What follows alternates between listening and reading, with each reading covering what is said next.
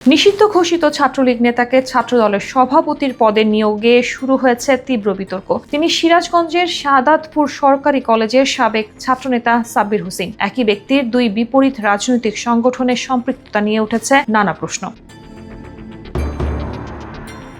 সম্প্রতি সিরাজগঞ্জ জেলা ছাত্রদল শাহজাদপুর সরকারি কলেজ শাখায় ৮ সদস্যের আংশিক কমিটির অনুমোদন দেয়। এতে সভাপতি হিসেবে মনোনীত হন মোহাম্মদ সাব্বির হোসেন, যিনি পূর্বে হাবিবুল্লাহ নগর ইউনিয়ন ছাত্রলীগের আহ্বায়ক কমিটির দ্বিতীয় সদস্য ছিলেন। এই নিয়োগের পরপরই সামাজিক যোগাযোগ মাধ্যমে ছড়িয়ে পড়ে সাব্বিরের ছাত্রলীগের বিভিন্ন কর্মসূচিতে অংশগ্রহণের ছবি, জানিয়ে ছাত্রদলের নেতাকর্মীদের মধ্যে ক্ষোভের সৃষ্টি হয়।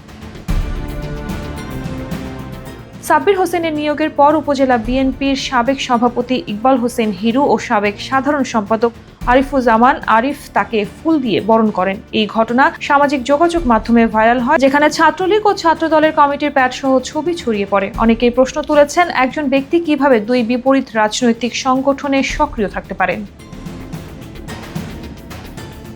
সাব্বির হোসেন জানান, তিনি আগে ছাত্রলীগের কমিটিতে ছিলেন না, শুধুমাত্র এলাকার এক ভাইয়ের সঙ্গে থাকতেন এবং তার সঙ্গে কিছু অনুষ্ঠানে অংশ নিয়েছিলেন। তিনি বলেন, তখন আমার এলাকার এক ভাইয়ের সঙ্গে থাকতাম। যখন ছাত্রলীগের কমিটি হয় তখন তিনি আমাকে শাহজাদপুর নিয়ে গেলে সেখানে একটা ছবি উঠিয়েছিলাম, কিন্তু প্যাডে যে নাম উঠেছে সেটা আমার নয়। শাহজাদপুর উপজেলা ছাত্রদলের সদস্য সচিব মাজাহার হোসেন বলেন, সাব্বির হোসেন আগে ছাত্রলীগ করত, তাকে আমরা দলে যোগ দিতে দেখিনি। এখন কিভাবে এ কমিটিতে এলো সে বিষয়ে আমরা জানি না। উপজেলা ছাত্রদলের আহ্বায়ক আল মামুন হোসেন জুয়েল বলেন, সাব্বির হোসেন একসময় ছাত্রলীগের নেতাদের সঙ্গে ওঠা বসা করত, কিন্তু কোনো পদে ছিল না।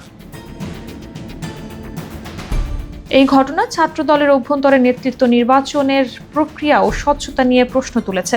সাবেক ছাত্রলীগ নেতার ছাত্রদলের সভাপতির পদ লাভে সংগঠনের ভাবমূর্তি কতটা প্রভাবিত হবে তা সময়ই বলে দেবে।